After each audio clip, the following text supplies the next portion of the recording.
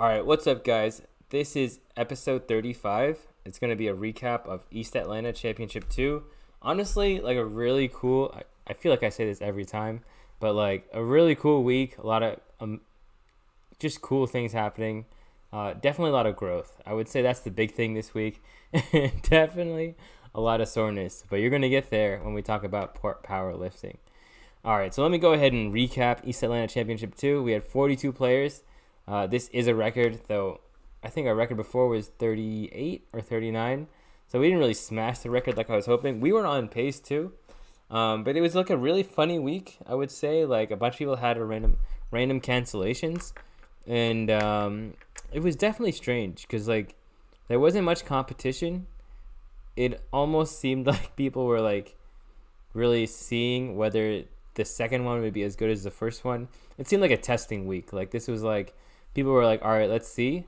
And honestly, I think we blew out the expectations for this tournament. I know numbers wise it wasn't as amazing as we would thought, but I would say the marketing, the build up, and then the execution. We'll get to the execution in a sec, but the execution was honestly flawless. I even tried to jinx it to make it not as flawless, and that didn't even stand a chance. So let me go ahead and recap it. So 42 players. We had all the prizes sponsored for the first time, so that was definitely a huge growth experience. Financially, it was a good tournament. And let's go ahead and get into the bonuses. So this tournament, I did not pay out any bonuses, but I plan to pay out bonuses for performance of the night and game of the night. So performance of the night bonuses would go out to Charley, Chen, and Andrew Jiang. Charley Chen, go China, by the way. But Charley Chen beat someone over 400 points higher rated him, and Andrew Jiang beat his first Grandmaster. Now, it wasn't the most beautiful win. He actually won on time in I would say in a complicated position, but a position that he almost had no business winning. The Grandmaster just flagged. But still, performance of the nights would go to them.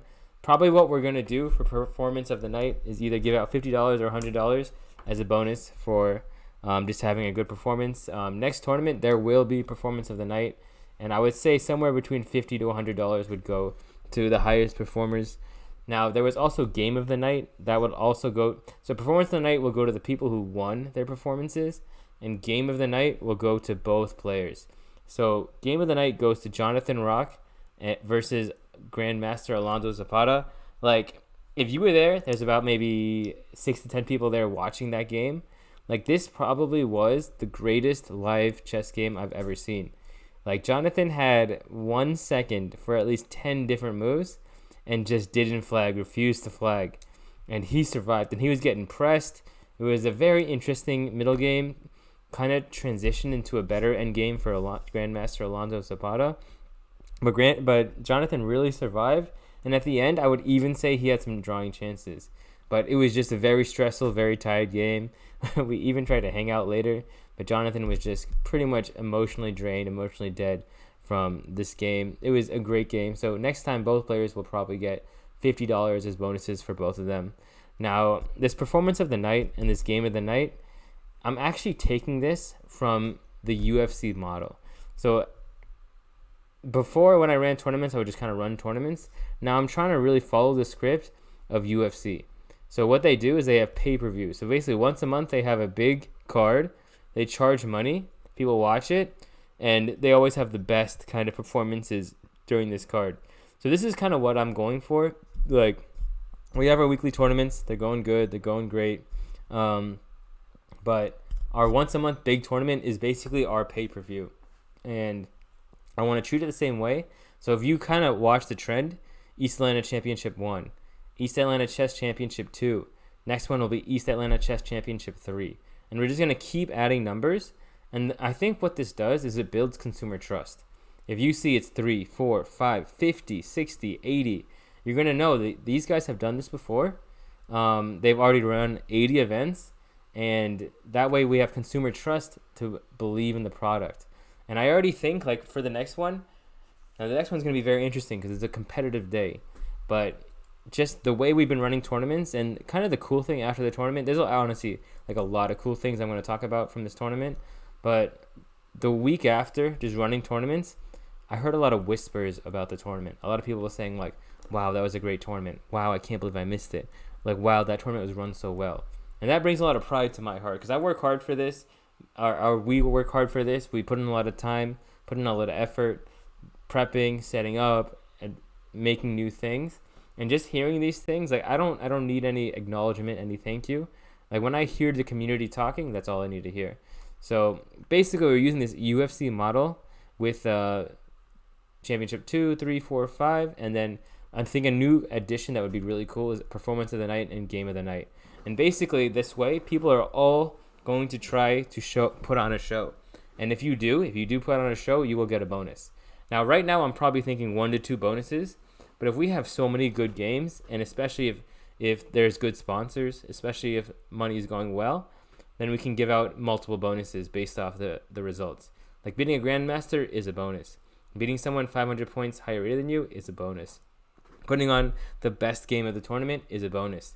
And if there's 4 great games, if there's 6 great games, or if there's 3 great performances, and tournaments going well, I am all for giving everyone bonuses. And hopefully we can get sponsors to shout them out and be part of the kind of the performance of the night or the game of the night bonus and marketing. So that's going to be really cool. Just using this UFC model. Like I have so much respect for Dana White as a businessman. I don't know, maybe not as a person. No, I mean, I have respect for him too as a person, but especially as a businessman. Like he basically took the UFC from something small to now one of the biggest sports in the world. And just watching him do this, watching what's been happening, like I'm all for the same kind of model. Now, let me go ahead and talk about some future improvements and some improvements from the past tournament. So first I'll talk about the weaknesses, and then I will talk about the things that we have done that made the tournament better from the last one. So I would say future improvements, studying during tournaments. I think there's a lot of dead time, like during rounds, where I'm kind of just walking around, checking out games, doing things here and there. Next time when I do this, I plan on finishing prepping the WinTD files, just putting all the UFC memberships in, making sure everything is good to go, and also like. And this sounds kind of cocky, but huge shout out to me. Like this tournament was run so perfectly efficiently. There was no mistakes. There was no missed buys. There was no missed pairings. I think there was one missed pairing, but that was because of the other guy not showing up, and it wasn't actually my fault. So like super big shout out to me and just like really running this flawlessly. Like I even tried to jinx it early on and said like after the first round's good, everything's gonna go smoothly, but it did go smoothly, even though I kind of called it out. And it's just, I mean, one is I'm not gonna say it's a miracle, but it's good to see. It's good to have. It's not easy. Like if you see other people running tournaments, you see mishap here, you see mishap there, you see late round starting, but everything kind of went almost perfectly according to plan. So that is really cool. Once again, future improvements, definitely bonuses will be big. Now this is a very interesting topic, but adding an under 1800 section. So we have under 1400 and we had over 1400. Now the problem with over 1400 is I believe, yes, there's going to be 1 to 5 upsets that really make the day of the guy playing down or the guy who's playing up. But the problem is I think a lot of people, especially first round, are playing pretty much meaningless games. Like you're playing first round, everyone's pretty much playing someone 700 to 500 points lower rated than them. And when I first kind of envisioned this idea, I saw it as like, okay, it's a good warm-up. Like basically, you get to play 1 round, you get to get your feet in, you pretty much win no problem. And chess is hard, and like, if you don't study full time, if you do other things, like even playing someone 700 to 500 points lower rated than you can be tough. And we actually did see a couple upsets the first round. So I want to make it worth people's time. If they're going to get 4 rounds, I want all 4 rounds to be more meaningful. So that's why I'm thinking about adding an under 1800 section. So that way, if there's, for example, a 2500 Grandmaster playing, first round, the lowest rated person he's going to play is probably going to be 2000 or maybe 1900. That way, like everyone is getting meaningful games. And the other thing that really goes with this is when there's an over 1400 section, everyone from 1400 to maybe 1700 is just like, man, I'm going to take some beatings today. Like, I don't know what I'm just going to do my best, but I'm probably going to lose all my games. So I think this will also help incentivize the lower rateds to have not only just like they get to still play up, but they also have a reasonable chance of winning and also a reasonable chance of winning prizes. Now, the con of this, of adding another section, is that means we have to add another prize. Now, probably the format we're looking at is it's going to be first place is 600 for open section and then 100 for second place. Second place is going to be, sorry. For under 1,800, first place will be $400 with $100 of second place. And then under 1,400 will be $200 with $100 second place. So what makes it more complicated is, one, we have another section, and now we have to get enough people to make up for the extra prize. Now, $400 is about 8 to 12 people. Now, if everyone signs up early, then it's going to be 12 people. If everyone signs up late, then it's going to be about 8 or less than 8. Now, I do think it will add more people to the tournament. I don't think it's going to take away. I don't think it's a deal breaker. I would actually think it's more of a bonus. Now, does it add 8 to 10 people? Whether it does or whether it doesn't, I do think it will add value to the event. It will add integrity. I don't know about integrity, but like just a better chance for the people in the middle to have a chance of really like doing something. Because I think if a 1,600 plays a 2,200, they're so intimidated that they don't even know what's going to happen. So this is probably the model that we're going to go for. Now, I really did want to start things slow, and that's why we started out with 2 sections, simple 2 sections. But as we get better and better, as we do it more and more, we build consumer trust, and we're going to try to add value for all the people and the participants and the customers in this business. Now, another thing that we want to do is start advertising out of state.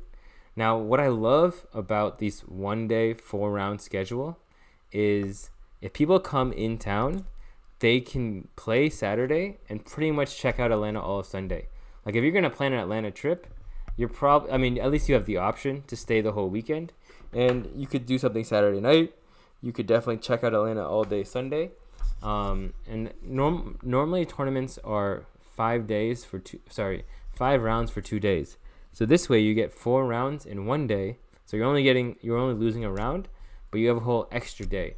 And I think this is something that we lose in chess, like especially as someone who pretty much lost his whole childhood because he was playing chess tournaments every holiday, every weekend, every spring break, every chance he got, it was chess. But this way, if you still get 4 rounds, which is a lot of value, and you get a whole day to kind of just relax, enjoy, especially if you win. Sunday, you can kind of do whatever. Saturday night, you can do whatever. So I think that makes a lot of sense. And this is probably the direction to go. And we need to advertise this to out-of-state people, because I think this is a very reasonable price tournament, really reasonable price schedule. If people want to play chess, this makes a lot of sense from both aspects of chess and entertainment. Now, one thing that was very, very close call was the Blitz Tournament. So the problem with the Blitz Tournament is we need to come up with a better model. Because right now the model is if we get 20 people to play, we make $100. Now, one, it's very hard to get 20 people to play. If 20 people play, that'll be like one of the best Blitz tournaments in Atlanta. So basically, we're looking at 10, maybe 15 people playing, which means just by running the event, we make maybe $50. Now, on top of that, we have, at least I'm going to talk from my own experience. I woke up at 7 a.m. for this tournament. I went to bed kind of late, but I woke up at 7 on adrenaline. I prepared everything, got everything ready, did all the setup, did everything. So from 7 a.m. to about, 8:30 p.m., been working, been awake, been drinking literally like 10 cups of coffee. By 8:30, if we were going to run a Blitz tournament, I am running on fumes.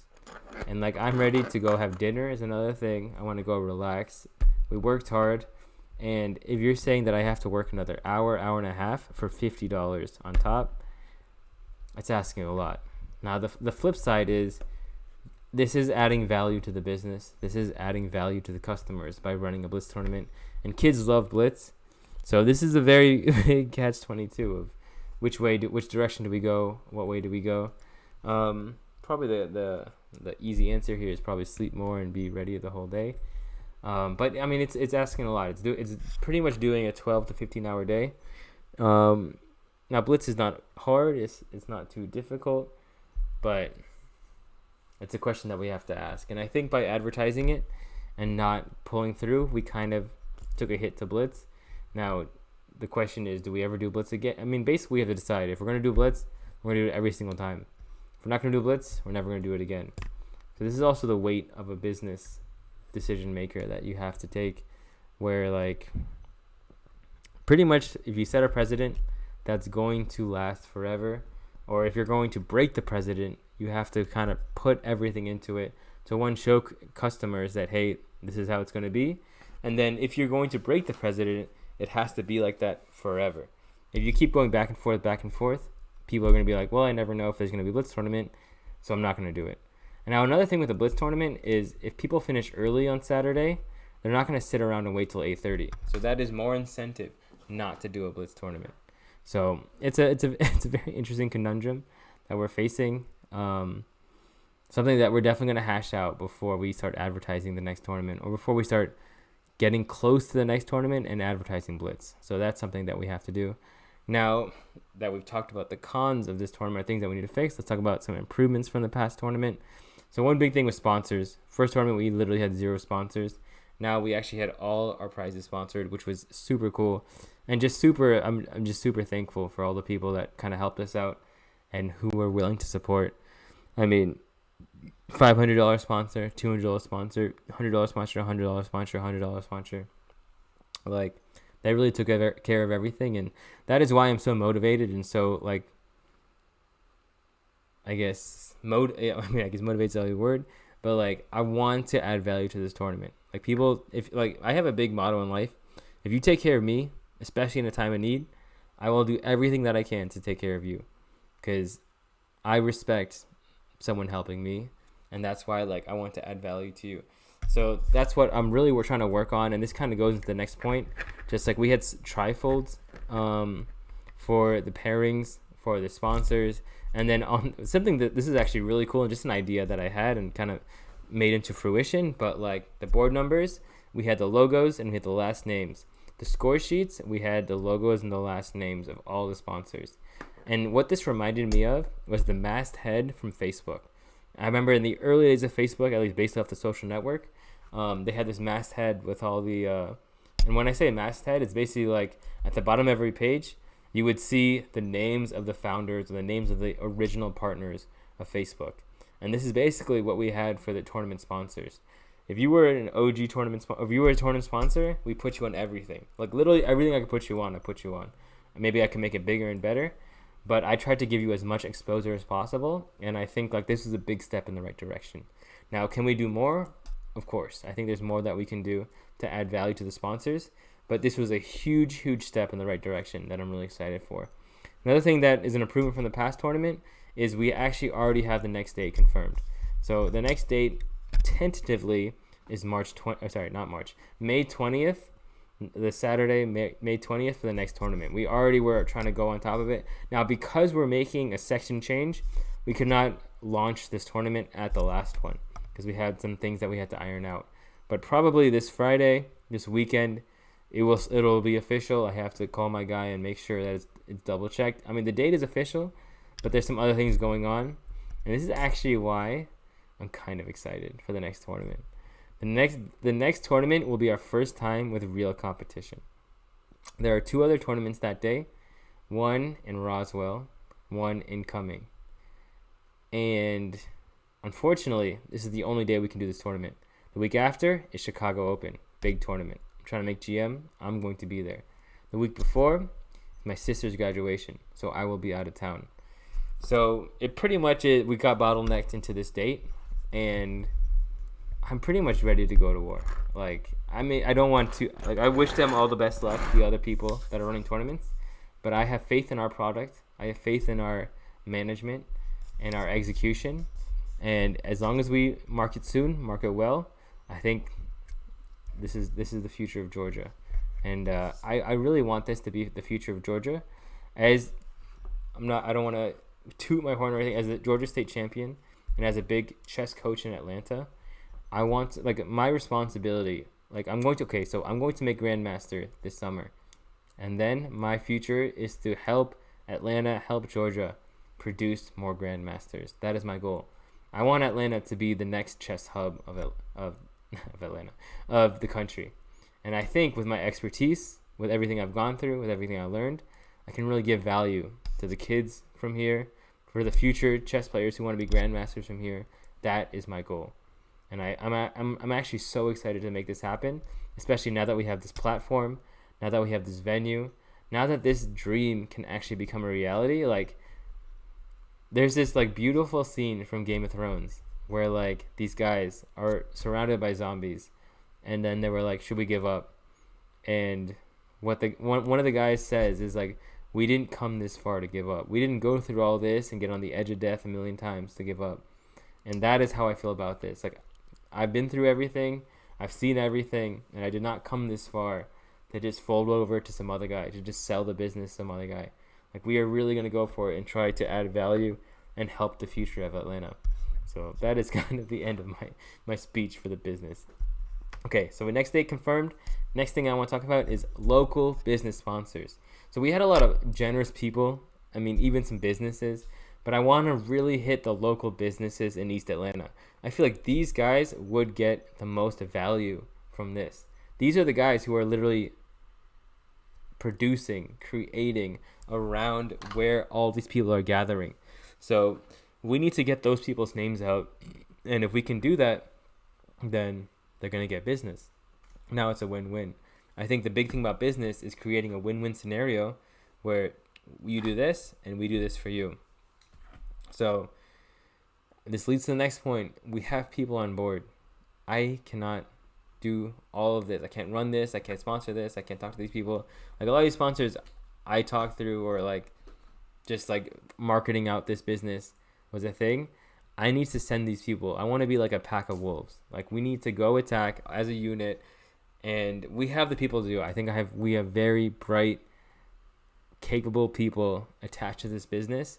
So we need to start expanding it. And I think like maybe as like kind of the leader or the person who's in charge, that is my responsibility to really push people and motivate people to go do things. Already we've gotten results, and I think this is something like as like a leader that you need to do. When someone does a good job, reward them, encourage them. And then I'm gonna get to this a little bit later in the Grit chapter, this book that I've been reading. But like, it's very important to like nurture good employees, nurture successful, encouraging, positive employees, or like business ideas. So that's something that I'm really gonna try to do. And like, I think this is a fair thing. Like, if you get a sponsor, you should get a bonus, because I mean, a sponsor could be month to month or like for multiple years. That is a big thing. Like, you should get $100, $200, like some kind of cut of the sponsor money. So I'm really trying to cultivate an environment where like people want to help, people get rewarded for helping, and then it's just a win-win all around. Like, I think that's the biggest thing. If we can get win-wins all around, everyone's happy. Now, another improvement from past tournament is the first time we got snacks. So something really funny about snacks is it doesn't matter how many snacks you buy, you will go from 100% filled snacks to less than 5% by the time the tournament is over. And a big contributor to this is whenever people leave and they see extra snacks, be like, well, I'll just take 1 or 5. And I mean, it's okay. It's like fine. It's like we're giving back to the community. You paid entry fee. You did your thing. You did this. Have your snacks, man. Enjoy. But if you ever buy snacks with the intent of taking some home or saving some for the next time, it's a very ambitious endeavor for sure. Now, okay, another big improvement is we had our first Grandmaster play at the East Atlanta Championship 2. That was super cool. It's really cool. I mean, for me, I've played a million Grandmasters. I've beaten a bunch of Grandmasters. So it doesn't really matter to me. But for the people in the lower level, for like, I remember I played state championship and I made a YouTube recap video. And I had a couple comments where it's like, oh my God, it was so cool seeing you play in the top section. Like, wow, it was just really cool seeing you. And I'm sure this is how a lot of people felt seeing their first chess Grandmaster. Like, I actually had to some people came up to me and was like, wow, there's a Grandmaster playing. And I was like, hey, you want to meet him? Because he's a really nice guy. Alonso Zapata, shout out to him. Super nice guy. So, like, if someone want to meet him, I know Zapata well enough where I'd be like, hey, this guy wants to meet you. He's like, is this your first Grandmaster? So that was a very cool experience. And definitely we're going to try to attract more in the future. And let's see where this goes. Probably to do this, we would need a prize of $1,000, something like that. So, I mean, that stuff's tough to work on, but this is definitely progress in the right direction. Now, probably the favorite part that I'm going to have on just the podcast in general was just the coolest moments from the tournament. So first was the announcements. It was really cool shouting out the sponsors. I got to make some jokes. I remember last round, one of my jokes was, who wants to play Blitz? And then after the raise of hands, I was like, all right, raise your hand if you want to take a nap. That was very nice. Now, so with announcements is, from the other tournaments in Georgia, I've seen that announcements can actually be a huge headache, a real pain, because people just keep going on and on and on about random stuff, stupid stuff. And, okay, this is something that actually I think ties to the organizers. If the organizers are kind of silly, loosey-goosey, like nonchalant or like non-professional, you get a lot of non-professional questions, a lot of non-professional people. But if you mean business, if you're serious about, look, all right, I want to start on time, we're going to get this thing running, people almost fall in line. Like, I remember one person in the state championship, based off the announcements, would just kind of like say whatever, blah, blah, blah. But the way I kind of said announcements, it was really about like, well, we got to run this nice, we got to run it professional, so no room for nonsense. So that was something very cool and something that I think makes a lot of sense. And I will tie this back when I talk about what the energy you give and the energy you get later on. Okay, now this is actually my favorite moment. This is literally my favorite moment of the whole tournament, of everything. There's a lot of great moments, but this is my favorite. So somewhere towards the end of the tournament, we needed to start cleaning up. So most of the boards were gone. And literally as I started cleaning up one set, it's like out of the shadows, like 20 people came and started cleaning up sets.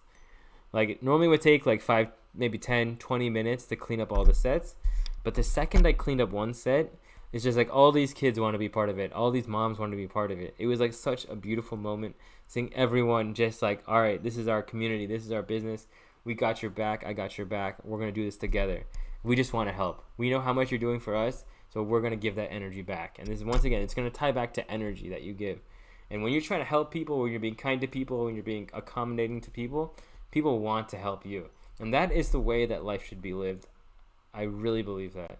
Because if you live insecure, if you live greedy, if you live as a cutthroat business, you're just going to, like, people are going to follow you, but they're going to resent you. And I don't want to be that kind of leader. I want to be the kind of leader where people want to help, where if you help, I respect you. I'm very thankful for you. I remember early in this setup, I remember this guy, Brandon, who, like, is just very on top of helping. He comes early, helps set up, and, like, just as someone who was, like, we had an hour to get everything prepared, and he was, like, really on top of it, I literally just to tell him, like, hey, man, thank you so much. Like, thank you so much for helping us. You're really just doing this because you're a good person. Like, I really appreciate it. So that is the kind of energy I give, and that is the energy that I have been receiving. And it's just a beautiful kind of circle of life that I've been seeing. So anyway, so cleanup was great. I mean, first Grandmaster victory by Andrew Jiang was also cool. So actually, cool story about this kid, Andrew Jiang, is he actually didn't plan on playing. But Friday, and he didn't actually, so Zapata actually ended up playing. The Grandmaster played Saturday morning. He decided he would play. So we didn't even know he was playing until the day of the tournament. But this kid, Andrew Jiang, was like, I'm not going to play. And then Friday, I hit up his dad, and I'm like, hey, this kid Ethan is asking if Andrew's going to play. And then, I guess, like, spur of the moment, he says, okay, I'm going to play. And then he ends up playing. He ends up tying for first place. He ends up beating his first Grandmaster. Like, this is another thing that I see. If you don't plan on playing, and then you play last minute, I've just seen, like, a lot of people have, like, their best tournaments this way. It's very weird. It's very strange. Like, this happened on this past Wednesday as well. It's almost like you go in with a zero expectations, and you just live in the moment. You just flow state. You just, like, well, I'm just here to play. Everything's a bonus, so I just play. And I've seen this time and after again, even with me. Like, I was, like, last minute, I decided I'll play, and then I play, and it just ends up being my best tournament. So, I don't know. There's something to it. There's something about just not planning, not trying too hard, just flowing in the moment and just being, well, I guess I'll play today. Good things happen. Now, tying with this, so the Grandmaster did lose on time against someone, but he was also part of the most epic last round that I've ever seen. Talked about it a bit before, and it was just very, very cool watching that game. Like, I remember there was like a bunch of us watching, like I said, 6-10, and every time the guy went to 1 second, we'd all look at each other and just like, just clench, just clench, and it's like, oh my god. Like, I think we were all super tired going into the last round, but after that game, we were just like, dude, I'm wide awake. That was adrenaline by adrenaline. And it is hard when your friend ends up losing that game, but all I could say was like, dude, like, hell of a game. Literally just amazing game. That was amazing. Congrats. Now, the cool moments, I'm not going to use material, time, quality, and pieces. I'm going to use that later. So that pretty much will wrap up the recap of East Atlanta Championship 2. But still, a lot of cool stuff coming up after this. So stay tuned for the next chapter of the podcast. All right, so now let me talk about the chess that I have been doing outside of the East Atlanta Championship. So the last maybe 2-3 weeks, I've been spending about 4 hours per week with my training partner, and we've just been going through openings. And we're basically about to finish going through everything. Now, something that's very important to this is I believe writing things down. Like, I am going to play e4, d4, c4, e5, e6, c5, and some other stuff on the side. And that's not even including what do I do against d4, what I do against c4, all this different stuff. So I think making spreadsheets for all this is very, very important. But we are starting to make not starting to make progress, but almost done making progress with all the openings. And probably what the next phase of training is going to be is playing a lot of games in all these lines, and also starting to prepare for the opponents that I'm going to face in then my next tournament. So I think this is a very important thing to do, because you always hear this mad dash, like 15 minutes, 30 minutes before the game, you get your pairing, and you're just like, what does he play? I look at all those games. And then I realized one day, it was like, I can look through all their games before the tournament starts. Like, why am I waiting till the tournament starts for me to start doing this? Like, let me go ahead and finish all this before. And this is not as much a call out, but just, I think, a testament to the culture of chess players, is we are very lazy. I think we are so talented, we're so smart, but because of this, we are more lazy in nature. The more talent you have, the less work you have to put in.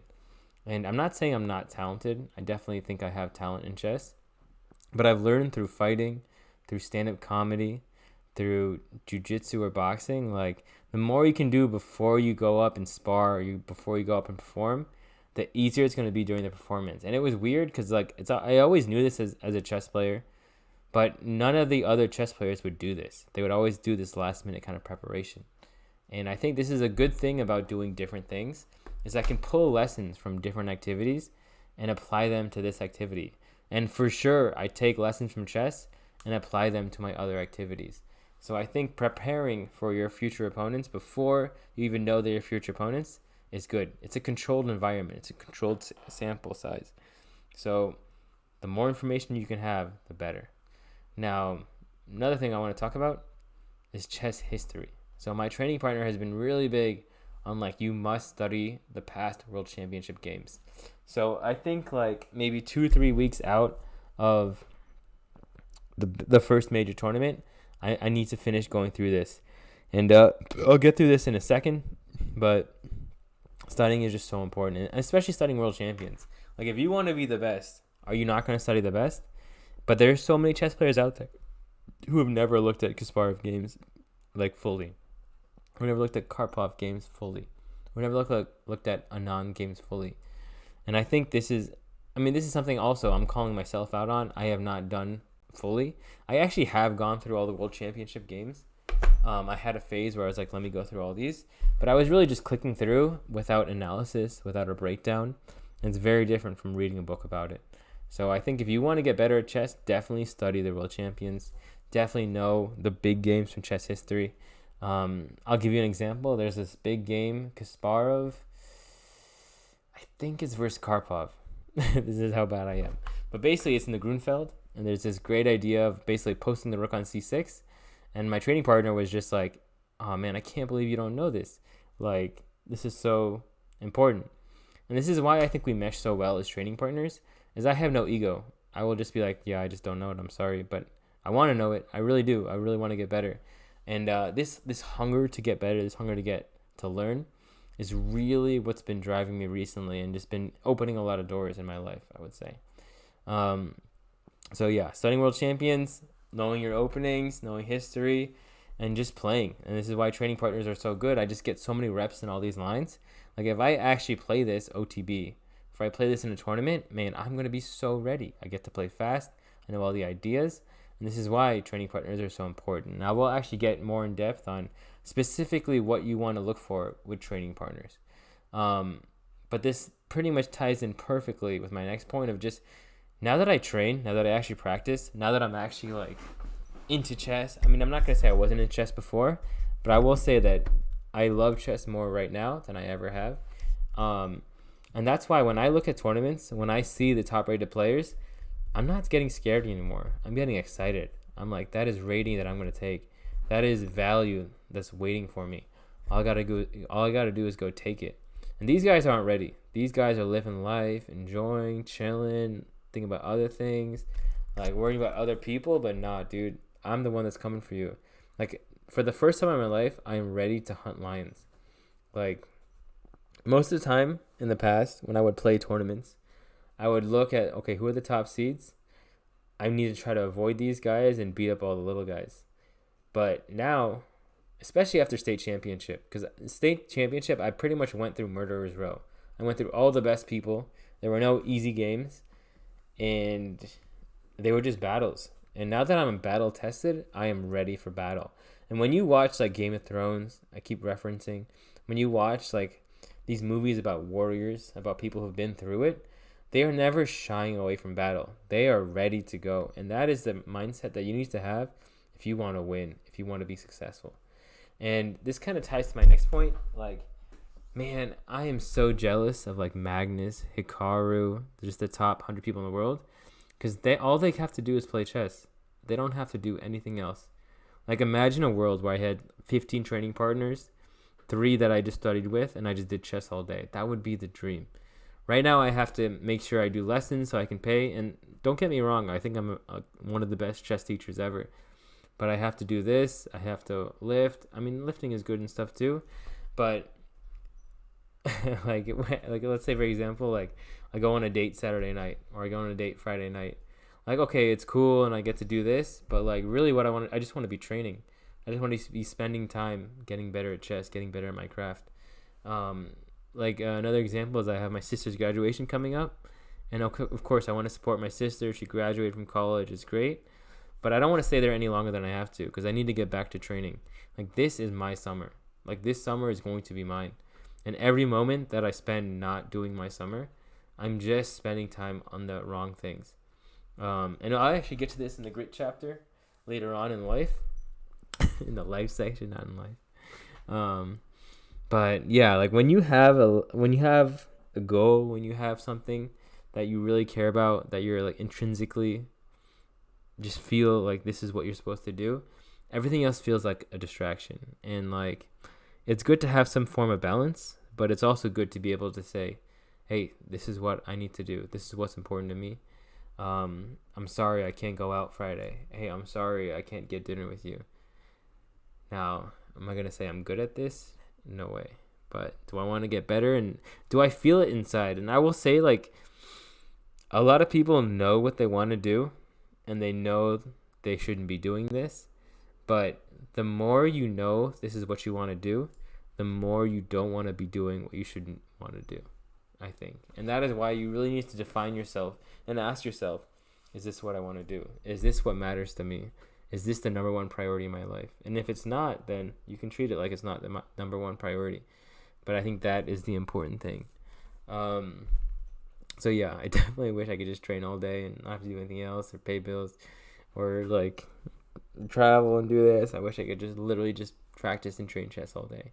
That would really, really be the dream. And yeah, I mean, I have to give a shout out to my training partner. Once again, I don't want to give any names or anything, and I just don't want to say it's just him. Like, it's literally like I really have some of the best training partners that I get asked for. Just people who are like-minded in the same race, in the same battle for greatness. And when you have that, when you surround yourself with people who are all kind of in the same, or at least with the same enthusiasm, like you get that enthusiasm. Like you build off the people who build off of you, and it's literally just a cycle. Like life is literally just a cycle. And once again, I'm gonna go back to this idea of like the energy you give out is the energy you get. If you are half-assing things, if you're just like, yeah, I kind of want to do this, or like, I think it seems cool, then you're gonna meet people who are kind of like, yeah, I think this seems cool, like, yeah, cool, whatever, and then you're gonna achieve results that are just like, yeah, I guess this is cool, whatever. But when you're with people who are like, dude, I want to be great, like, dude, this is the number one thing, like, I really care about this. This means a lot to me. Then you're going to start seeing these results. And another way to think about this is if you start giving off this energy, not only do you attract people who also accept this energy, you start motivating the people around you. And I will say this is happening a lot with me, just with the people that I'm coming in contact with and talking to.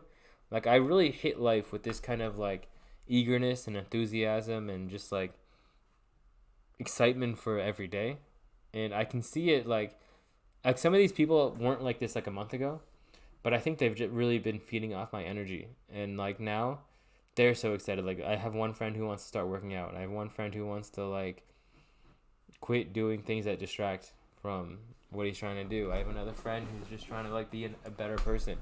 And like, I think a big part of it was just like, for so long I was wishy-washy. For so long I was just like, I kind of want to do this, I kind of want to do that. And then all of a sudden, like, and this probably goes to the powerlifting part of the podcast, but like I was like, all right, man, I'm gonna go for it. Like, this is it.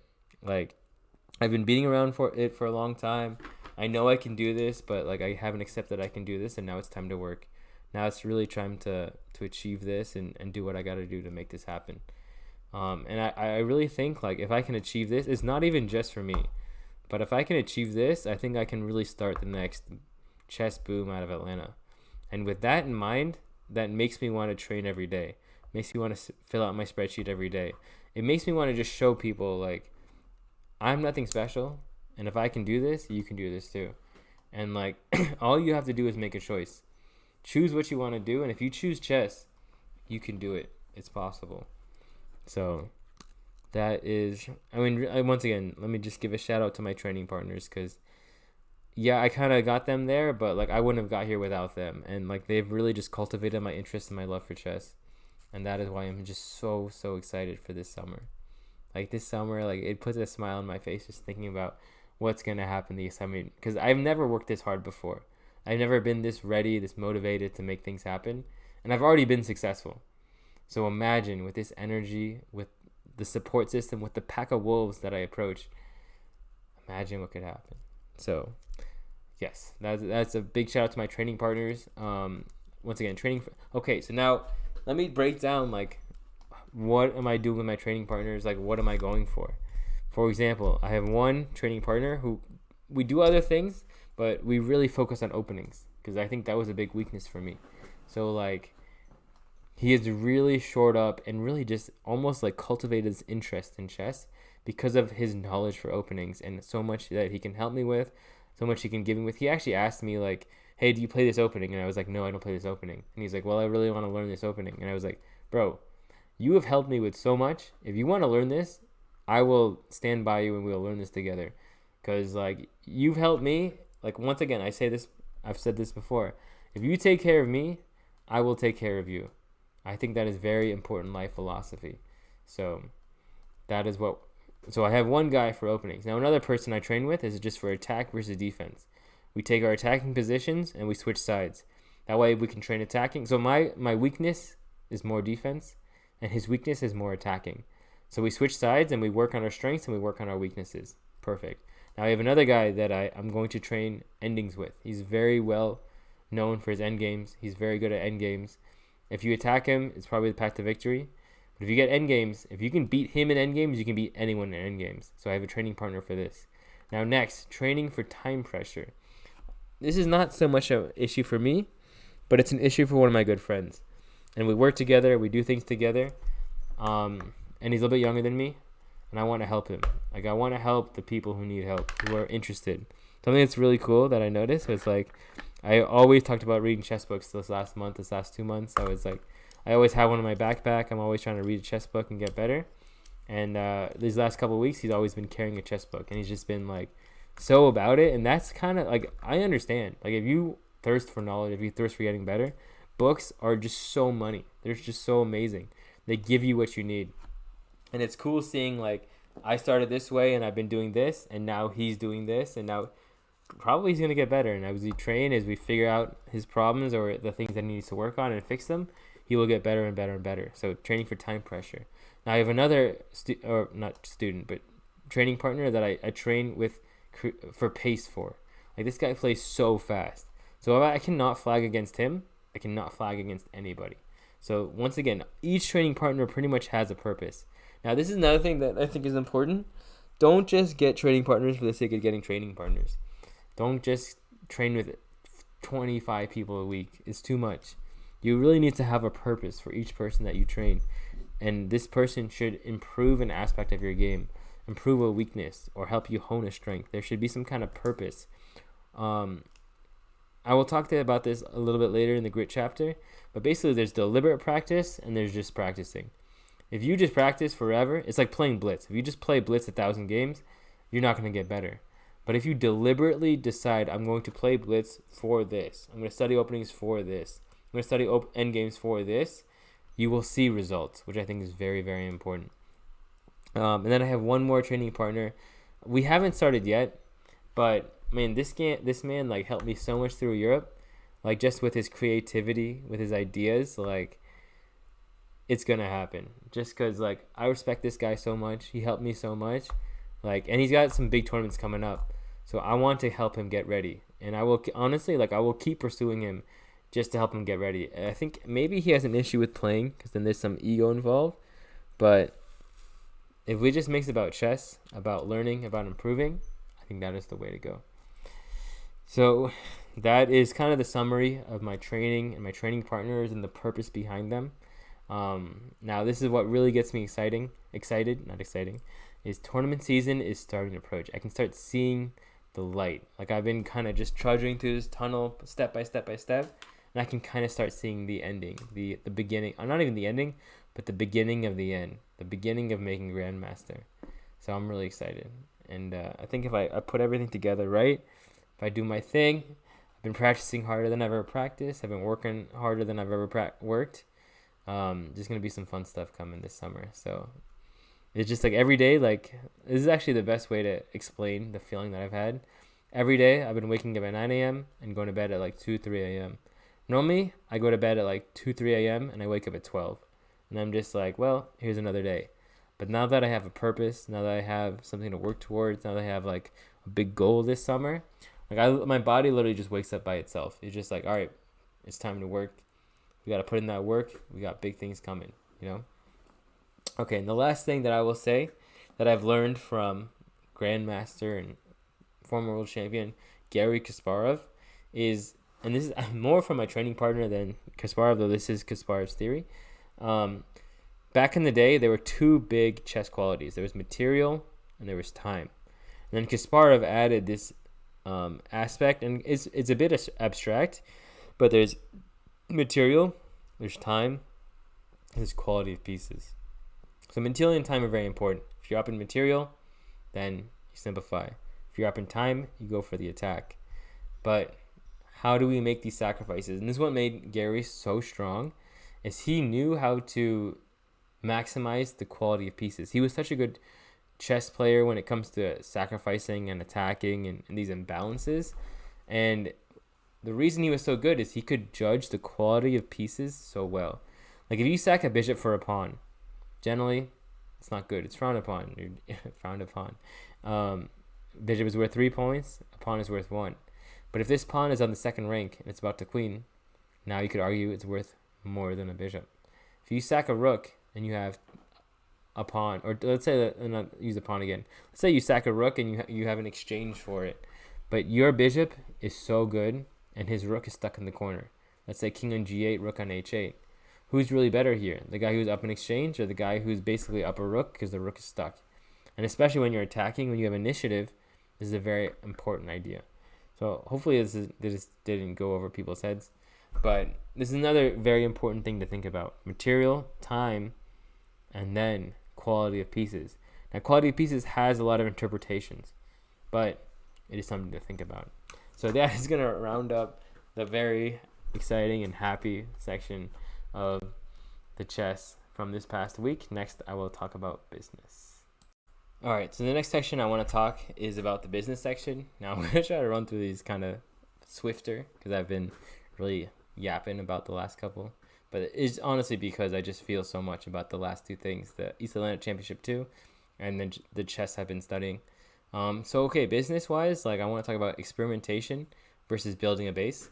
Like, I would say experimentation, like, it's going to happen a lot in the beginning just to kind of see what the best format is. And, like, when you're running a business, when you're doing something, not that I'm an expert or anything, I think the focus should be, how do I get customers the most value, but also make it the most valuable for me? Like, if I'm giving everyone free entry, of course they're going to have great value. But if I'm losing like $40 per week or per day and spending 5 hours, 6 hours setting up and doing everything, it's not going to be worth it. And then it's going to wear on me. And like, there's got to be some kind of balance. So you really want to find that balance between like the customers are happy, but also the organizer are happy. And you kind of have to like be very analytical about it. Like, okay, let's say, for example, the beginning, the Tuesday tournaments and the Wednesday tournaments. What I was doing is I would pay cash prizes. Let's say like, I mean, at some point on Tuesdays, I was paying like $200 in prizes and I would get like 10 people. And like, best case, I broke even. And I spent 5 hours organizing, doing this, doing that. Like, I'm sure people were happy. At least the people who won were happy. They were just like, wow, I just made $200. Amazing. But the problem is, as an organizer, you're not going to be motivated to do this. You're not going to be happy to do this. You're just like, why am I spending all this time? So I've kind of like almost reversed, and I've been giving out trophies as prizes. Now, I mean, trophies are definitely not $200, but I'm still, okay, at least the way I do it now is I really focus on the execution of the tournament, the quality of the tournament, having good score sheets, having pens, having good pairings, printing out the pairings, marketing well, like doing all these things. And it's really starting to become a good balance. Like, I understand, like, people want money and people want to like make money. There's another, like, Wednesday nights I was paying out maybe like $100 of prizes, and then we'd make like $20 for 4 hours. Like, y'all have to understand, like, if I taught one lesson, I would make $70. So I'm really sacrificing to make this happen. So like, you have to keep in mind, like, you are the boss, you are the organizer, you are the person like spending all this time doing all these things. Like, you must make some kind of value out of this. Like, I don't have to run tournaments. Instead of working weekends, I could put all these guys Tuesday, Wednesday. But I do want to provide a service and provide something that will last longer than just teaching and doing this thing.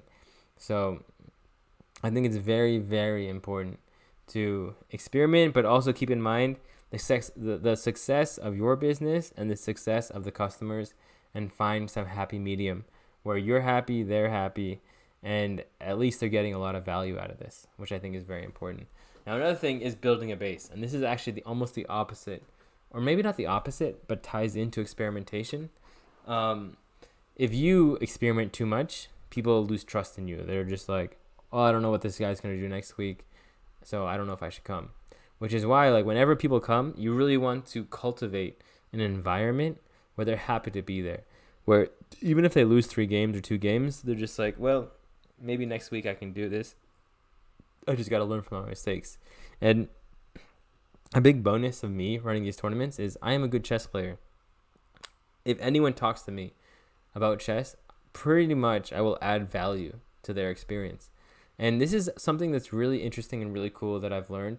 Like, one sentence, one interaction, one thing you say can really change a child's life.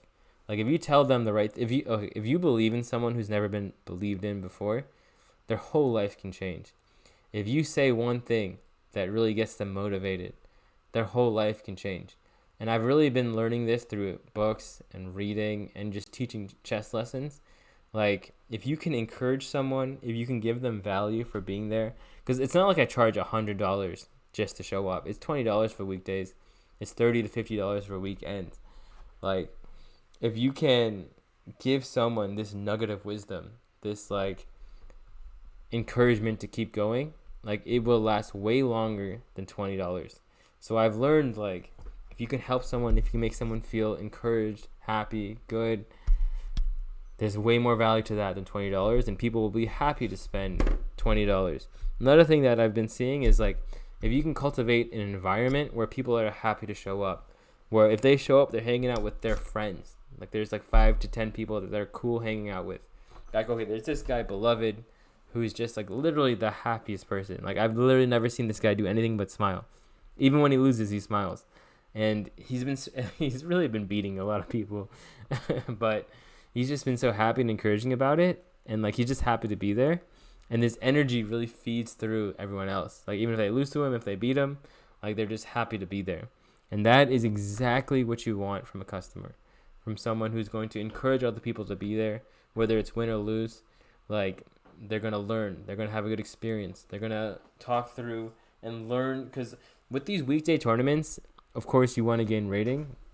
But the bigger thing is you want to learn and get ready for the next big tournament. Because that's really what's going to make the difference. Like, these weekend tournaments, these weekday tournaments, you can gain maybe 10 to 30 points. But if you have a good weekend tournament, you can gain 100 to 200 points if you really kill it, if you really crush it. So I think that is very, very important. So too much time on little things. I would say, like, don't sweat the details too much. Think about the big picture, accommodating the venue, like helping people, encouraging people. Definitely pay attention to the little things, but it's really the bigger picture that is very important. And then what kind of comes back to this is giving back to the community. Like, at some point, like once a month, we're going to try to do some kind of event for everyone that's helped us out. Something that's pretty much new, they've never seen before, but is going to like really spark an interest, like really catalyze the community into being appreciative and supporting this. Because once again, it goes back to energy. If you get energy, you get good energy. They've given us a lot. Like, I think it's very important to give back to the community and help everyone else, because you can't do this alone. You gotta cultivate a community, an environment, just a group of people that are ready to help. And it goes back to, like, when we started cleaning up, everyone started cleaning up. That is exactly what I want this chess club to be known for. Just like, we want to support you, you want to get better, and we're going to just do it together. So I think it's very, very important. Giving back to the community and just adding value and marketing, and just coming up with schedules and really, and this is something I'm going to do next week when I post the winners. Like, whoever had a great tournament, I'm going to shout them out. They're going to get their own picture. They're going to go on the website. I want people to know, like, hey, this guy had a great tournament. Encourage him, support him. I think this is very, very important. Now, for business-wise, this is a good way to end it up. But, like, May 20th will be our first big test. We have 2 events competing. Not as big, to be fair. Like, I think ours is still hand over fist bigger.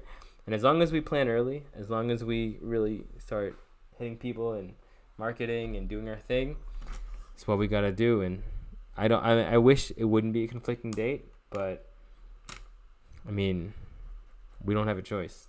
Like I said, the 27th is Chicago, 20th I'm out of town. Sorry, not the 20th I'm out of town. The 13th I'm out of town, and we kind of do the best job. So they gotta know, like, big dogs are in town. We do our thing, and we really, really do care about helping the community and the environment being successful. So that was the business section. Next, we're going to go into the students, what's been happening with my students this past week. All right, so now I want to talk about my students from this past week. And this first one has really been heavy on my heart, and one that I've really been struggling with. For some students, 3 days a week of practicing is too much. And all I gotta say is, you gotta be kidding me. Like, I don't ask for 2 hours, 3 hours, 4 hours, 3 days a week. I ask for 30 minutes. Like, even the idiots who play soccer 5 days a week are doing more than this. And this is something that I see a lot with Indian parents, and especially as I've been stricter and just raising the standards and saying, like, hey, you got to practice 3 days a week. I've had a lot of lesson cancellations. They got this, they got that, they got tests, they got this. Like, dude, 30 minutes per week is not that much. Sorry, let's say 90 minutes per week is not that much. It's like watching a movie per week. And like with chess, the great thing about chess is you don't have to go anywhere. You can practice from home. You can practice from your bathroom. You can literally practice right before you go to bed. Open your phone, play 3 games, do 2 puzzle rush, and do 10 puzzles. And like the other thing is, like, their puzzles are so much easier than mine. My puzzles take 2 to 10 minutes. Like, me and Carter, we sat there during the chess tournament doing puzzles, and we would spend 5 to 10 minutes on some puzzles, on a couple of them. So it's like, it's hard for me as a coach. Like, I don't know what to say. Like, it's your kid, it's your choice, you do your thing. But I've had a lot of cancellations this week just because they know that if they don't do their work, I'm just gonna walk. I'm just gonna say, like, hey, well, you didn't do your work, I gotta go. Don't waste my time. And you know what? A very good example of this is today. Today, I had the opposite of these guys. Like, Thursdays are my favorite days because every student I teach on Thursdays is serious. I don't have to worry at all whether they finish the work. And this is irrespective of whether they're beginners or whether they're 2000s, like anywhere in between. If you really care about getting better, like I have this kid Jake today, and it's just so beautiful. Like every time he learns something, he has such a big smile on his face. He's so happy. He's so like, dude, oh my god, bro, whoa, that happened? No way, that's sick. And like, he got this checkmate that he didn't even send. He said he wanted to send to me, but he sent to his, I don't think it's his uncle, but it's a family friend's dad. And he was like, I can't believe I got this. This is sick. And that's exactly what you want as a teacher. Like the students I have today, they take notes before I tell them to take notes. They will literally go out of their way and be like, I learned something. Let me write that down. Like as a teacher, that is like the most beautiful thing that you can get from a student. Someone who is going above and beyond and wants to learn. And I think with these Indian parents coddling their kids and being like, oh, it's okay, you didn't practice because you had a test, we'll just cancel the lesson. It's not about the money. It's not, I mean, okay, if you're gonna waste time and stuff, then yeah, don't waste your money. But it's 30 minutes a day for 3 days. I don't even ask for every day. I'm asking for 90 minutes per week of chess training. Like, it makes me so sad. And like, okay, it's hard to compare to me because like this is my life. Like I literally put in like 7 to 8 hours a day, and when I'm not doing chess, I'm doing something else that's related to chess, or I'm working on my spirit, my mind, or my body. So I don't know. I mean, there's going to be some hard cuts for sure, but I think at some point the long term is going to be way better. I think long term people are going to realize, like, if you want to get better, come talk to me. Like, I will actually get you better. I will make you practice. I will hold you to a high standard. And at some point, after I weed out all the guys who are just like, oh, it's too much, I can't take it, it's too much, like, come on, have mercy. 3 days a week is way too much. At some point, people realize, like, all right, well, I'm only going to teach this person. I'm only going to, like, this guy is going to make me better. And all he asks is consistency and grit. Like, grit is the biggest term from this. I probably will next episode, we'll just talk about grit. Because I'm reading this audiobook, or I guess I'm not reading it, but I'm listening to this audiobook about grit. One of the greatest books ever. I think every student that I teach should read this book. But yeah, I mean, it's just very, and it's very ironic that it's all Indian parents who are just like, oh no, I can't do it. Like, my kid's busy with tests. My kid's busy with this, that. I'm like, bro, it's 30 minutes 3 times a week. You can poop for 30 minutes 3 times a week. Like, literally, it's the same thing. Like, you sit there, you do your puzzles while you're in the bathroom. It's not that hard. But something about Indian parents, they're soft. And I don't want to call them out. I don't want to be rude. I don't want to be, like, mean or anything. And I literally had the same Indian parents who were just like, I could, like, when I was a kid, I could easily make 3 times a week. Like, I would literally play basketball every day. I would go run every day. Like, if you're motivated, 30 minutes 3 times a week is like, it's almost like an insult. It's like, dude, I'm trying to get better, and you only want me to do 30 minutes per week? Like, okay, when I was a kid in high school and I really wanted to make the basketball team, I was putting a good amount, like, I was putting at least like 3-4 hours a day on basketball. Maybe I would take weekends off. But, like, that is the question is, like, do you want to be good? And the parents keep, like, saying it's okay not to be good. It's okay. Just do this, do that. I don't know. Like, do I have hard conversations and say, like I don't want to tell someone how to raise their kid. Because, one, I've never had kids. One day I will. And I feel like I'm going to have a good grip on it, honestly. Just from teaching so many children. And really striving, like, to put the kid's potential first. I think that's maybe the most important thing. Like, if your kid has potential, drop the other stupid things. Drop the soccer running back and forth and doing nothing. And make time. And it's not even like, I'm not asking you to do the Grandmaster preparation yet. I'm just trying to build a base. And if that's too much, it's just like, I don't even know what to do. Like, what do I do? And this goes to my next point. Is like, my goal, if you pay me good money, which I am asking for a decent amount of money, my goal is to make Grandmasters. I want to make you good. I want to help you become the best version of yourself. And when the parents get in the way, when the baby feeding and the coddling gets in the way, it just hurts me. And I think what hurts me the most is I've seen it firsthand with my parents, my mom, my dad, just like, there's times to be compassionate and take it easy on your kids, and there's times to push them. And I just feel like with Indian parents, they push studies a lot, maybe too much. But, like, if you want to build a well-rounded, complete person, hold your kids to higher standards. It's okay to, like, push them a little bit. Because I'm not, and I will get into powerlifting soon, but this man is not taking it easy on me. This man is literally dragging me to hell. But because I've had a hard life, because I've gone through a lot, I literally, like, when I'm working out, I close my eyes and I just do the reps. And I just listen to his voice and I say, okay, whenever he says stop, I'll stop. Until then, I'm just going to close my eyes and go hard. But I will get there soon. So, yeah, so my goal is to make Grandmasters. And this also goes that my time is valuable and I raise my standards. Like, my new rules for chess lessons is you must do your practice. You must fill out your spreadsheet. And if you play at a tournament, you must put your games in before class. If you do that, we will have good, efficient lessons. You will get better faster.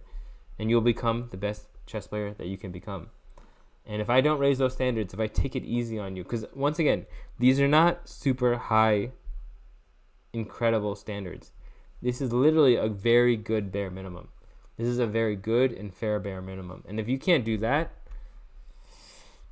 I'm sorry, like, you're not going to be good. Like, and I think a big reason of why I do this is, like, if you do this, you will achieve what you're looking for, or worst case or best case, you will achieve more than what you're looking for, which is my job as a teacher and as a coach. I want to make you, or not make you, but assist you in doing what you didn't think you could do. And the first thing that I need to make sure you know is do what you know you can do and build on that. And as you build more and more, you will get better and better and better. And this, okay, another thing that ties with this is getting hit with the puppy eyes. And I mean, it's hard. Like, I have a real sweet spot. Like, okay, I think maybe what ties to this, I have a younger sister. And, like, I've always wanted to protect her and help her and make sure she's okay. But I think she's an amazing person. And if she ever strived for less than what she was worth, I would let her know. And I think that's what being a parent, being a big brother, being a friend is really about. Like, if you really love someone, if you really care someone, understand where they should at least be and understand where they can be. And try to help them get from where they are to where they can or should be, I would say. Kind of deep, kind of, I don't know. But I think it's very important. Now let me talk about preparing for students, getting material ready. And this is a great thing about training matches, training partners, and all this stuff. I have started to accumulate so much knowledge that I can really provide a service for people, for students. Like, big shout out to my training partner once again. Like, we talked today. So we spent 30 minutes today talking about snake attacks and mongooses and wolves. Like, one thing is, like, I did not know wolves were that big. Like, wolves are literally bigger than people. They're attacking dogs that are bigger than people. Imagine getting attacked by a wolf as big as a human. Insane, right? Another reason why I love training with my training partner. But also, like, he gave me a lot of insight today on, like, openings that are good for beginners. He gave me his trajectory of how he started, where he went to, and all this kind of stuff. So this is why striving for knowledge and chasing knowledge is so important, because you start becoming a resource to people. And I'm really going to get to this when I talk about older men in the lifestyle section. But I'm just, like, so blessed to have all these books. Like, this guy literally gives me books every time I leave his place. I'm leaving with another book that I need to read and go through, which is just so amazing. Like, I learned so much, and I really appreciate it. And that's why I'm so excited to play chess, to teach chess, and do all these things. Now, for another thing for students, like preparing openings, I think is very important. And I mean, once again, shout out to my training partner, just like really helping me, like, fine tune and figure out how do we get these guys better and better and better.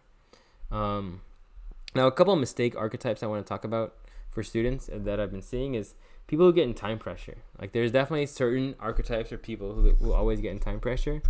Probably what you want to work on is being more decisive. And how do you be more decisive? Play more games. Like, I will say, like, the people who are less decisive either play too much blitz or bullet or don't play enough games. The more meaningful, deliberate games you have in training, the more you're going to trust yourself, the more you're going to be efficient at calculating, and the more you're going to be confident in the opening. Now, another archetype is playing too fast. Generally, what is happening if you play too fast is you're not analyzing the position. So for those guys, I need to really, like, work on their technical chess and analyze what is the material count, what is the strong side, weak side, what are the weaknesses, pieces, pawns, and space, and then you start calculating. Because with these playing too fast people, they're very intuitive. With these guys who are in time pressure, they're more perfectionists.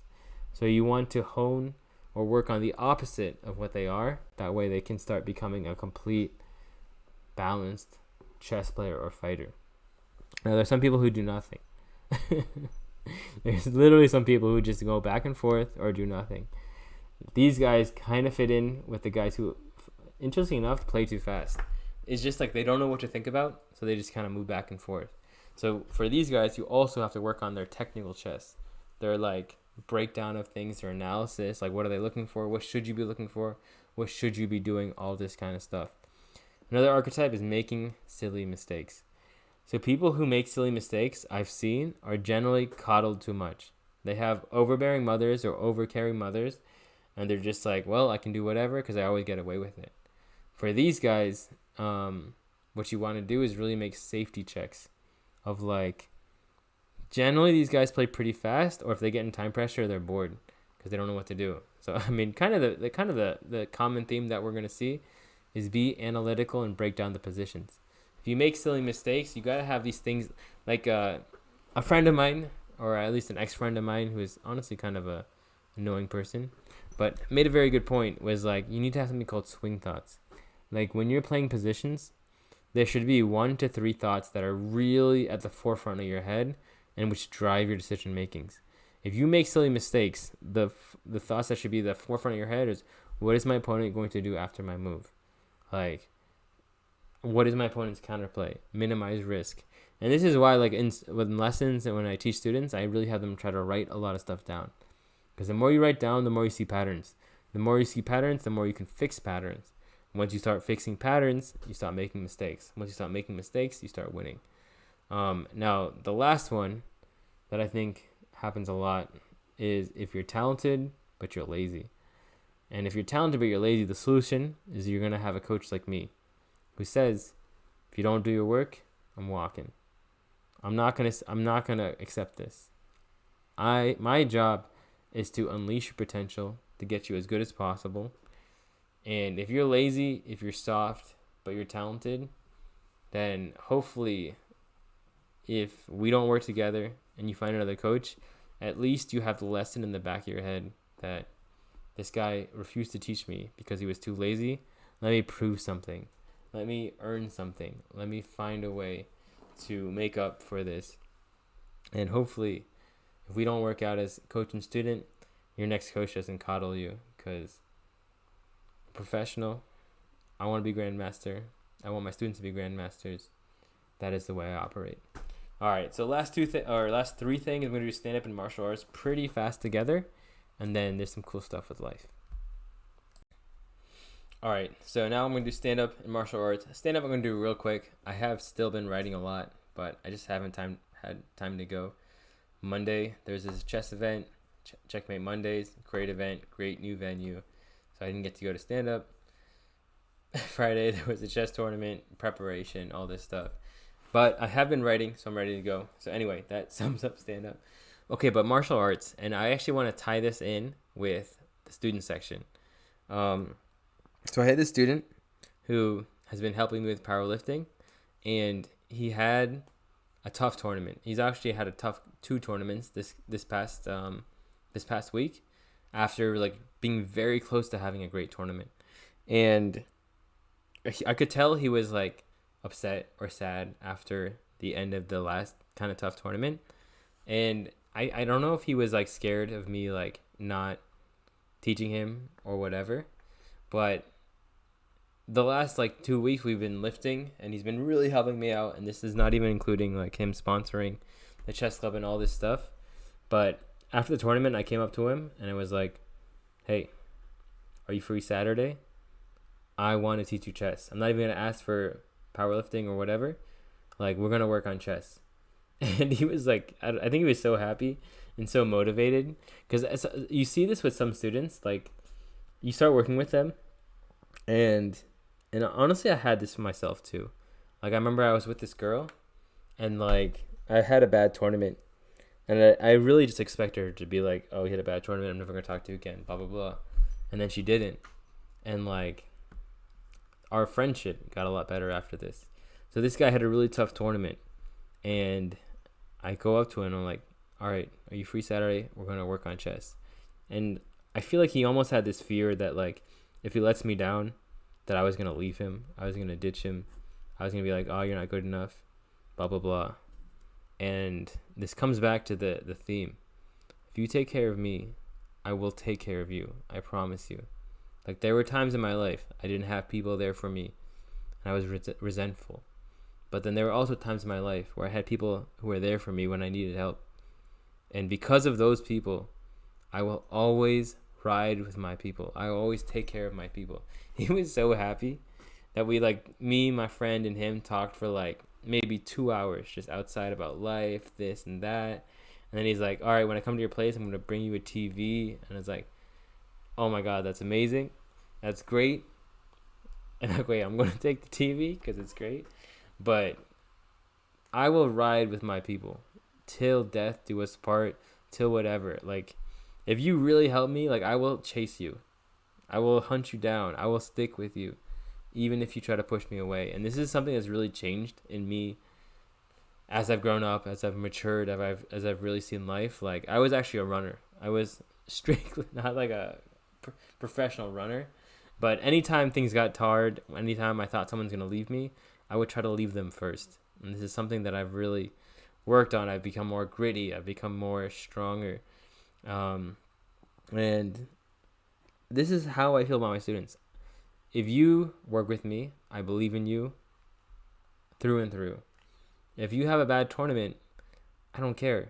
We're going to work on it. We're going to fix it, and you're going to have a good tournament. And this happened with actually a student 2 weeks ago, where he had his worst tournament ever. He was like really sad, really depressed. And then I just talked to him, and it's not even like I give him a motivational speech. I was like, all right, well, let's be specific. Let's break down what happened, where the problems were, and we're going to fix it. And then what do you know? The next week, he has his best tournament. He gains over 100 points of rating. So this is what I expect for this student. Like, and I think this happens with girls too. Like, and this also happens vice versa with girls too. Like, they almost, like, people get scared, especially when you've been let down by a lot of people, especially when you've been not believed in for a long time. You expect people to leave you, but I am not that person. I will not leave you, because people left me and people haven't left me, and I've seen the difference. So same thing, like, if you ride with me, I'll ride with you. So that's a good tie into martial arts. And the beginning of powerlifting. Powerlifting has been so hard. Like, I see people working in the gym, and they do like 3 sets of 8, right? And they're like, all right, well, that was tough, but I'm done. Man, this guy's got me doing 3 sets of 30. 3 sets of 30, and that's just a warm-up. And then after that, it's 3 sets of X. Literally anywhere from this and that. Like, it gets so hard, it gets so bad that at some point I just close my eyes and I'm literally making sounds like I'm sweating, I'm burning. But this is what I've learned through life and through just, I mean, powerlifting is a great example of grit and perseverance. Like, when you have a good teacher, you just listen. Just listen and do what he says. Because, like, also, like, my muscles are bigger than they've ever been. Almost too big, and I'll get in that in a sec. But this mentality of powerlifting, of pushing yourself, it's such a good mental exercise. Like, I have worked out harder than 99.9% of the world with this man. And just having done that opens your mind to what is possible. And I tell people this, like, your mind, if it is in control, your body will listen. Whether you have asthma, whether you have some mental condition, whether you have this, whether you have that, just tell your body to listen. And vice versa, if you tell your body that he can make decisions, if they can say, like, well, I'm not smart enough, well, I have this disease, I have this deficiency, well, then your body's going to have deficiency. Like, I really believe, like, the reason I never get sick, like, I literally never get sick, is because I believe that I'm someone that doesn't get sick. When people talk to me, I'm like, well, I just don't get sick. That's not what I do. That's not how my body works. And I mean, I don't get sick. I also tell people I have superior genetics. Like, if I work out, I look better than someone who's been working out for a year. And I think it's true. Like, really, the psychology and the ability of your body, ability of your mind to tell your body what to do makes things that are impossible possible. So I'm a huge believer in that. And I'm a huge believer in just listen to your coach and persevere. Like, something that is very interesting and funny that he told me is, like, you're not going to get sore till the second day. And at first I was like, no, man, that's crazy. Like, tomorrow I'm going to be sore and then I'm going to be fine. And literally the next day I'm not sore. But then the next day I can't even pick my nose. Like, that's how hard the workouts are.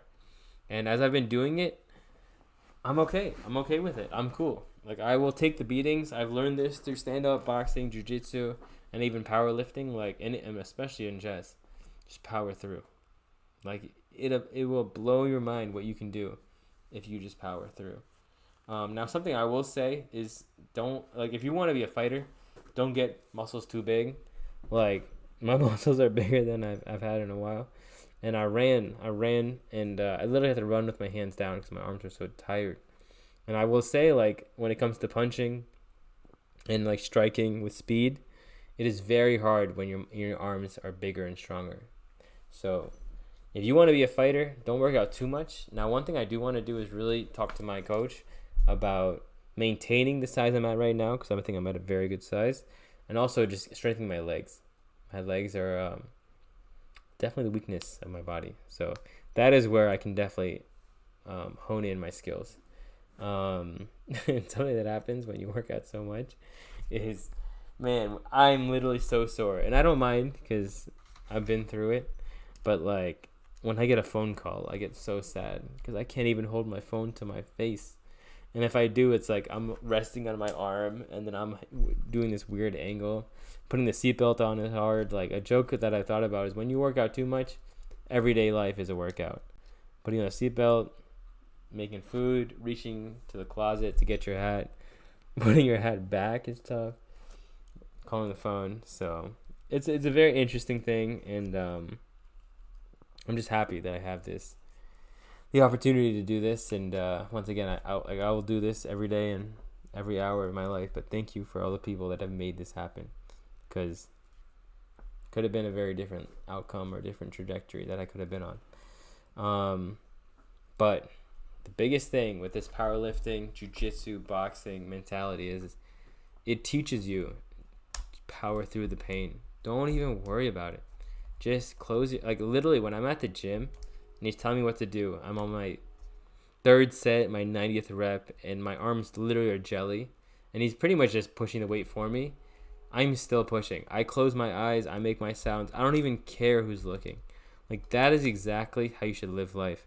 When I'm doing business, or you know what the best analogy is, when I'm talking to someone I like, when I'm talking to someone I'm focused in a conversation with, I am locked in on them, just like a powerlifting workout. This is the only thing in the world that matters, and they know that. And they know that I am not looking this way, looking that way, taking what time it is. I am locked in that conversation. And I get that same feeling when I box. When I box and I'm just worried about not getting knocked out. When I'm lifting weights and I am just like, my arms are jelly, there's nothing left, mom's spaghetti. Like, these are some of the coolest moments in life that I've learned. Like powerlifting, boxing, jiu-jitsu goes a little bit slower, but like a chess game in time pressure, like you are so locked in that is actually true freedom. You have no concern in your head. You're not thinking about your ex-girlfriend. You're not thinking about food. You're not thinking about what you're going to do after. You are 100% locked in what you're doing right now and present in the moment. And I think that is pretty much why we do all these things. This is why we get locked in. This is why we suffer and we struggle and we go through the pain. Because these moments are what make life amazing. So the powerlifting mentality is gold. And this man is like literally like a millionaire when it comes to like business and contracting, and I think he has a business company and he does all this. But this stems from the powerlifting mentality. Like, if you can focus so hard, if you can push through the pain, if you can be so dedicated to your craft and just getting better, like, the world is your oyster. But most people just spend all day worrying about what other people think, worrying about doing all these different things, worrying about, are they good enough? What is this guy going to think? And when you can get that laser focus, that's what true freedom is.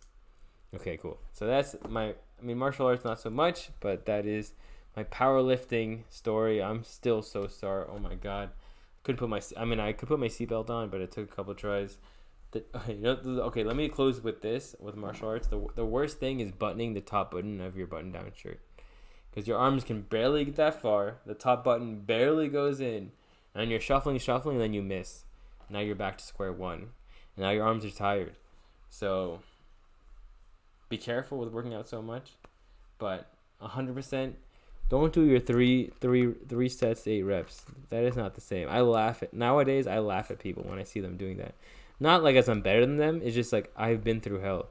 What is a little bit of heat? Is nothing. Because I've seen firsthand how hard it can be. And now that I've seen that, life is easy, man. Life is literally like half speed after that. All right, so let me close it with life after this. And then, not like literally, but like, and then we're done.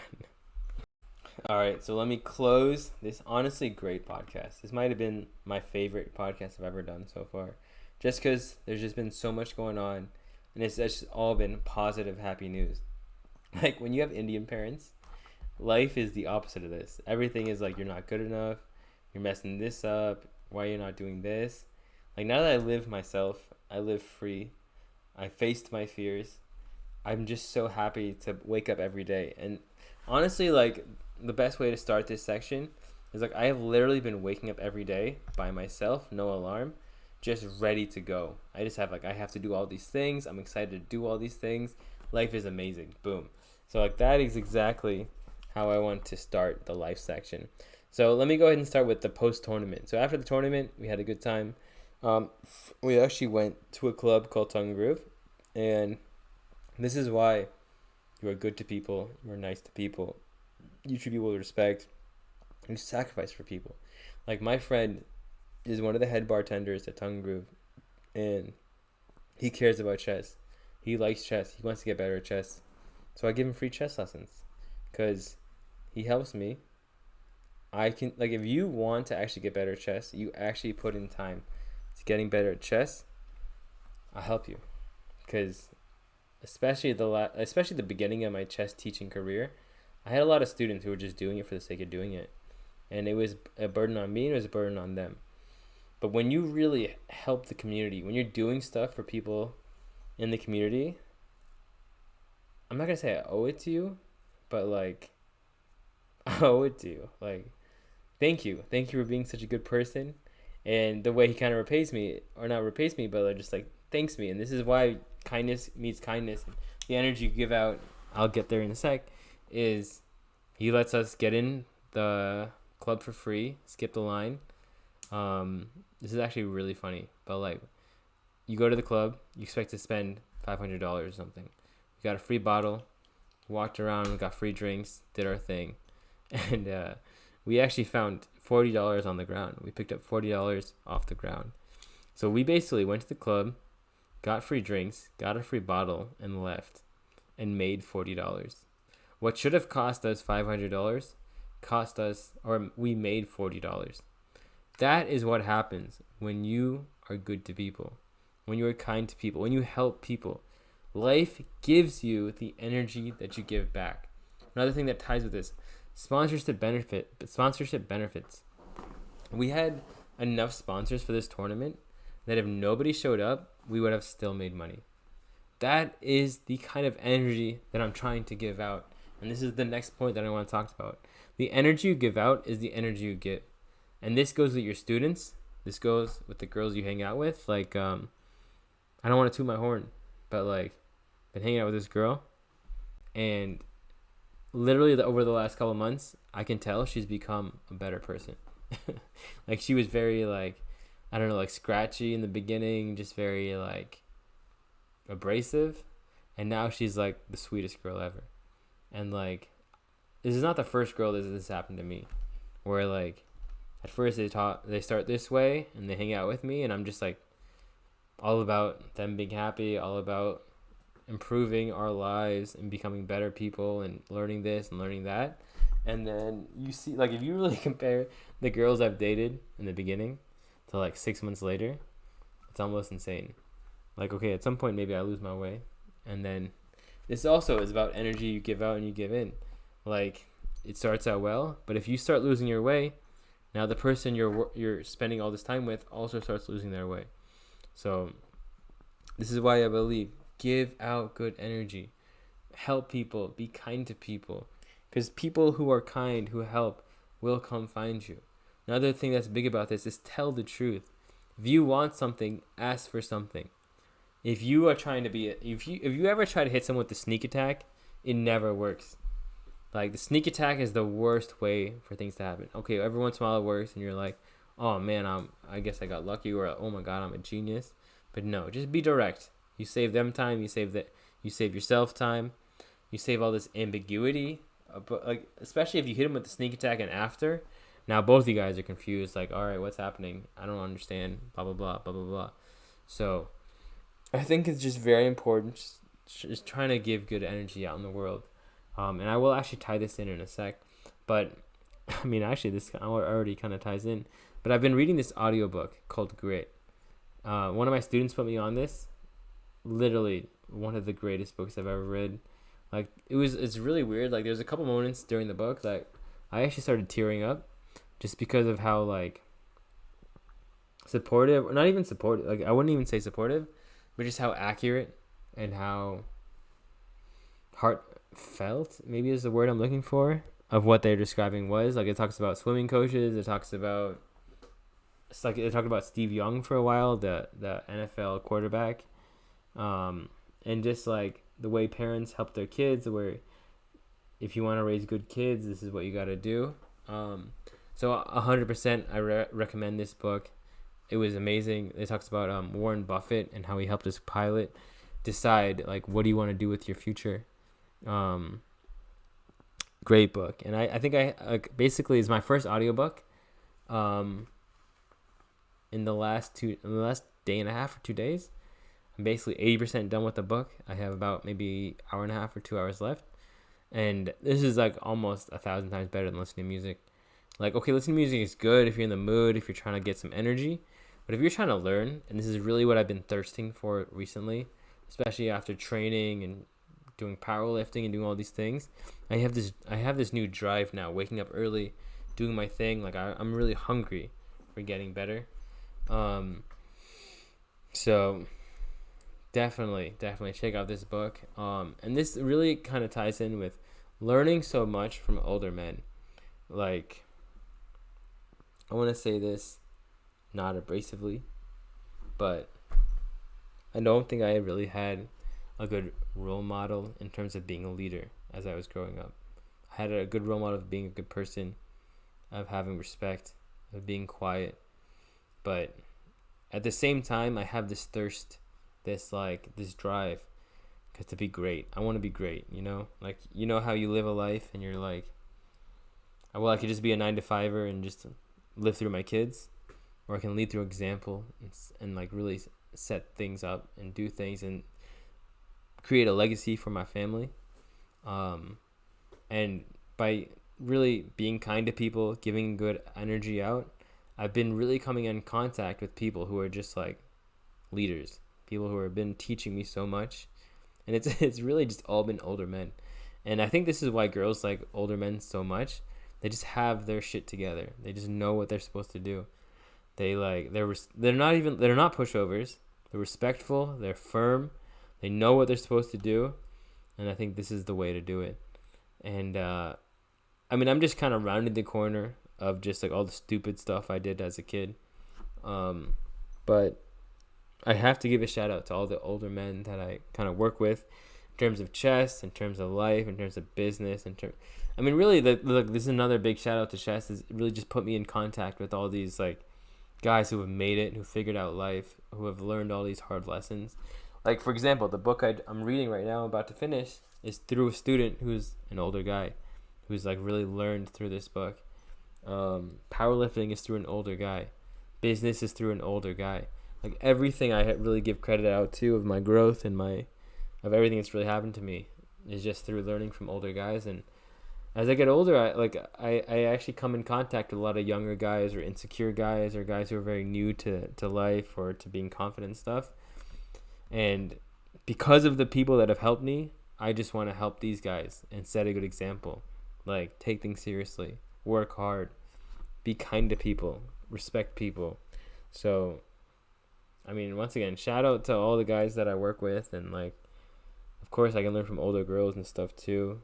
But I think there's a different dynamic when we come in contact. So anyway, shout out to all the people that are supporting me and with me. It's just amazing. Like, really, dude, Grandmaster by the end of the summer. That's the goal. That's what I'm striving for. And now I can see it clearly and see it happening. So let me close. I'm sorry I talked forever. But NBA playoffs have been amazing. Literally amazing. The last 2 days. Like, it's just such amazing games. Like, Miami Heat, shout out to Jimmy Butler, the new Dwayne Wade. What a playoff series. Beating the 1 seed Milwaukee Bucks. Just insane, dude. What a performance. He dropped 50, then he dropped 40. He hit the game tie. They literally had like 3 of their centers fall out, but still found a way to win. And unfortunately, the Hawks did lose to the Celtics. One thing I will say about the Celtics is Jaylen Brown and Jason Tatum make it look so easy. When those guys have the ball, I get scared. It's almost like the Steph Curry effect. It's just like, dude, this guy could literally just walk to the hoop and no one's going to stop him. And that happened a lot today. And I really think that is the difference between the Hawks and the Heat. Just the Heat have this gritty power leader who's just like, I will die out here. And not that Trae Young is not that leader. He's young. He's talented. He has skills. But he doesn't lead the team the same way as Jimmy does. When Jimmy puts his heart and soul out there, everyone on the floor puts their heart and soul out there. When I watched the Hawks end the game today, they were kind of being sloppy. They were actually leading later on in the game. And then just when Tatum and Brown kind of pulled away, they just seemed rattled. And you saw us like, you need a leading veteran like Jimmy Butler, like LeBron James. I mean, Jason Tatum is another good leader. Like, you need these guys on the team that are really going to lead. And Trae Young is young, pun intended. But, like, give him time. He will be there. But I think that is the difference between why the Heat could beat the Bucks and why the Hawks, winning Game 6, ended up faltering. And this is the best way to close. The most exciting way to close is I'm just happy in life. Like, if I'm busy, I'll do my work.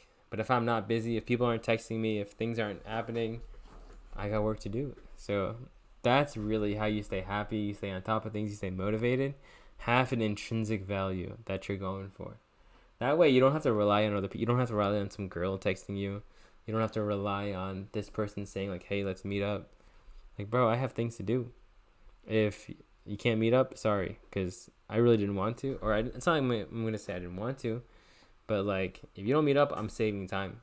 Because my future is this summer. My future is what's happening in the next couple months.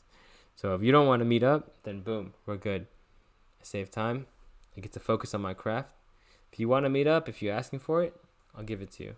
Let's have a good time and then go back to work. So it's the best part about life. It's the best part of all this.